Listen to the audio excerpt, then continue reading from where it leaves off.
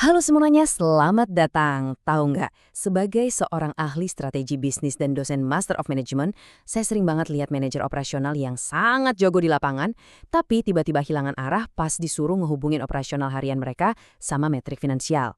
Padahal, sejak era revolusi industri di mana perusahaan cuma fokus melacak biaya pabrik dasar, akuntansi manajerial itu sudah berevolusi jauh. Sekarang, ini bisa dibilang jadi alat navigasi real-time untuk lanskap bisnis modern yang super cepat. Nah, sesi pemaparan ini dirancang khusus untuk Anda. Kita bakal sama-sama membedah definisi dasarnya dan tentu saja kenapa hal ini benar-benar krusial buat kelangsungan hidup perusahaan Anda hari ini. Oke, untuk agenda kita hari ini ada 5 poin utama. 1. Peran strategis seorang manajer. 2. Finansial versus manajerial. 3. Anatomi biaya produksi. 4. Sistem hitung biaya. Dan terakhir yang kelima, rantai nilai dan etika. Yuk kita langsung mulai aja. Kita masuk ke bagian pertama, peran strategis seorang manajer, atau saya sering menyebutnya mandat sang pemimpin. Apa sih sebenarnya ekspektasi inti yang diletakkan di atas pundak Anda sebagai manajer? Ini bukan cuma sekadar memastikan mesin tetap menyala loh. Teori dasarnya bertumpu pada 3 pilar yang jadi cetak biru harian Anda. Pertama, perencanaan. Ini soal gimana Anda mikirin cara memaksimalkan profit, menambah nilai, dan benar-benar komitmen ke program yang relevan. Kedua, pengarahan. Di sini Anda mengordinasikan sumber daya manusia supaya operasional jalan lancar. Dan yang ketiga, pengendalian. Tugas Anda adalah mengevaluasi apakah tujuan perusahaan sudah tercapai dan langsung ambil tindakan kalau operasional mulai melenceng dari jalur. Tapi ingat, fungsi-fungsi tadi nggak bakal bisa jalan di ruang hampa. Disinilah struktur organisasi mengambil peran. Bagan organisasi yang mungkin sering Anda lihat tertempel di kantor itu bukan sekedar diagram estetis ya. Itu adalah sistem saraf vital perusahaan Anda.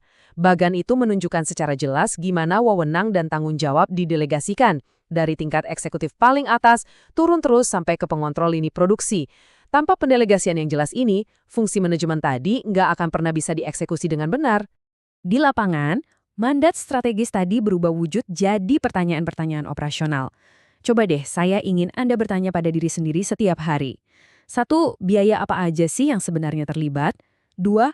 Kalau volume produksi turun, apakah biaya kita bakal ikut turun? 3. Apa dampak otomatisasi terhadap struktur perusahaan kita? Dan 4. Gimana ya cara terbaik buat mengendalikan biaya-biaya ini? Menjawab pertanyaan ini dengan akurat, nah itu ujian sesungguhnya buat seorang manajer operasi. Masuk ke bagian kedua, finansial versus manajerial alias garis pemisah informasi. Untuk bisa jawab pertanyaan-pertanyaan sulit tadi, pastinya Anda butuh data. Tapi hati-hati, lensa yang Anda pakai buat ngelihat data itu bakal mengubah segalanya. Akuntansi keuangan itu ditujukan untuk pihak luar, seperti kreditur, pemegang saham, atau otoritas pajak. Laporannya itu ibarat rangkuman, sangat umum, wajib diaudit, dan fokusnya ngelihat kinerja masa lalu. Sebaliknya, akuntansi manajerial, nah ini dia urat nadi operasional Anda. Ini murni untuk orang dalam. Datanya super detail. Dirancang khusus buat ngebantu keputusan spesifik yang lagi Anda hadapi hari ini dan lebih fokus ke proyeksi masa depan tanpa perlu repot-repot nunggu audit independen. Lanjut ke bagian ketiga, anatomi biaya produksi. Waktunya kita membedah biaya manufaktur Anda. Mari kita pakai kacamata manajerial tadi buat ngebedah anatomi produk kita. Elemen pertama, bahan baku langsung, atau bahasa kerennya direct materials. Gampangnya, ini adalah komponen mentah berwujud yang secara fisik benar-benar nempel di produk akhir Anda. Bayangin Anda lagi produksi mobil, nah ini adalah blok baja dan karet bannya. Bentuk fisiknya jelas dan nominal biayanya juga cukup besar, jadi gampang banget buat kita lacak langsung di setiap unit yang diproduksi. Elemen kedua, kita punya tenaga kerja langsung atau direct labor. Ini adalah wujud nyata dari keringat dan usaha terukur dari karyawan Anda yang secara aktif ngubah bahan mentah tadi jadi barang jadi. Mereka ini para pahlawan di jalur perakitan, di mana tangan dan keahlian mereka bersentuhan langsung secara fisik dengan produk selama siklus pembuatan berlangsung. Nah, elemen ketiga ini yang sering bikin pusing kepala. Overhead manufacture. Coba anggap elemen ini sebagai keranjang penampung buat semua biaya pabrik yang nggak bisa dilacak secara rapi ke satu unit produk aja. Isinya apa? Macam-macam.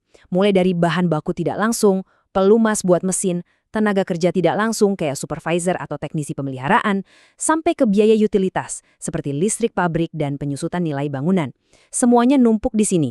Sekarang kita ada di bagian keempat, sistem perhitungan biaya dan gimana eksekusi strategisnya. Tahu komponen biaya aja sama sekali nggak cukup kalau Anda nggak punya sistem yang kuat buat ngelacak datanya. Di lapangan, ada dua sistem utama. Pertama, job order costing. Ini sistem yang cocok banget buat produk unik, kayak produksi sebuah film atau perawatan spesifik pasien di rumah sakit. Pendekatan kedua adalah proses costing, yang dipakai kalau Anda bikin barang seragam tanpa henti, kayak di kilang minyak atau pabrik keripik. Sebagai contoh kasus nyata soal kegagalan, di awal tahun 2000-an ada pabrikan motor kastel raksasa di Inggris yang nyaris bangkrut. Kenapa? Karena mereka memaksakan sistem proses costing yang kuno buat lini produksi motor custom mereka yang jelas-jelas unik dan kompleks. Mereka nggak sadar kalau beberapa model tuh sebenarnya dibikin dengan status rugi besar. Salah pilih sistem operasi bisa berakibat sefatal itu loh. Kalau kita telusuri lebih dalam, dokumen yang menggerakkan dua sistem ini beda banget. Di job order costing, fokus utama Anda adalah menghitung total biaya buat setiap pesanan spesifik pas pesanan itu kelar, pakai yang namanya lembar biaya pesanan individual. Di sisi lain, pada proses costing, berhubung produksinya jalan terus tanpa henti, Anda harus mengakumulasikan biaya berdasarkan periode waktu, katakanlah setiap akhir bulan, lalu mencatatnya ke laporan biaya produksi per departemen. Buat Anda yang main di manufaktur massal dengan proses costing, ini dia 4 langkah harian yang wajib banget Anda kuasai. Pertama, hitung dan pahami aliran unit fisiknya. Kedua, ini yang paling penting, hitung unit ekivalennya. Ini semacam trik untuk mengukur nilai barang yang baru setengah jadi di akhir bulan dengan lebih akurat. Ketiga, cari tahu berapa biaya produksi per unit ekivalen tadi. Dan terakhir, siapkan jadwal rekonsiliasi buat mastiin kalau semua uang yang masuk ke departemen produksi itu benar-benar udah dipertanggungjawabkan 100%. Akhirnya kita sampai di bagian kelima, rantai nilai dan etika. Waktunya kita melihat the big picture. Coba deh kita tarik nafas sebentar dan zoom out dari lantai pabrik. Kalau Anda punya pemahaman mendalam soal biaya, Anda bisa mengoptimalkan seluruh ekosistem atau rantai nilai perusahaan Anda. Sebagai studi kasus kesuksesan yang sangat luar biasa, lihat saja Toyota. Mereka itu memelopori sistem inventories just in time yang digabung sama total quality management. Pakai akuntansi manajerial yang presisi, mereka bisa deteksi inefisiensi sekecil apapun, terus ngejar target 0 cacat atau zero defect, dan akhirnya mengubah standar efisiensi industri otomotif dunia selamanya. Anda juga bisa pakai teori kendala buat nyari titik bottleneck, memantaunya lewat sistem ERP, dan ngecek kesehatan perusahaan secara utuh pakai balance scorecard.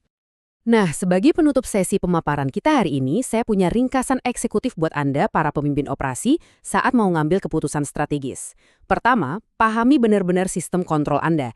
Sistem biaya yang kita obrolin dari tadi itu bukan cuma alat pencatat angka di atas kertas. Angka-angka itu langsung nyiptain insentif yang mendorong perilaku tim Anda di lapangan.